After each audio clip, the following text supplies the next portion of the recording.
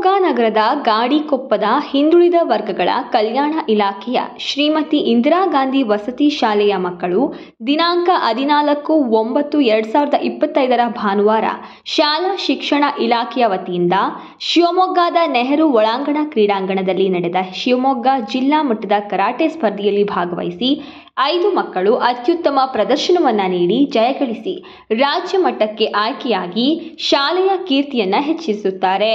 ವಿಜೇತ ಮಕ್ಕಳಿಗೆ ಶಾಲೆಯ ಸಿಬ್ಬಂದಿಗಳು ಹಾಗೂ ಪ್ರಾಂಶುಪಾಲರಾದ ಯೋಗೇಶ್ ಎಚ್ ಹೆಬ್ಬಳಗೆರೆ ಅವರು ಅಭಿನಂದನೆಗಳನ್ನು ತಿಳಿಸಿರುತ್ತಾರೆ.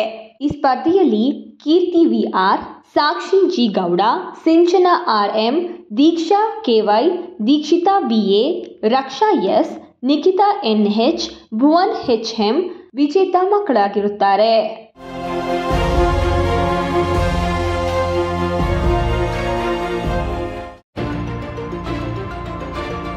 ಡಿಡಿಯು ನ್ಯೂಸ್, ಇದು ಜನಸಾಮಾನ್ಯರ ಧ್ವನಿ.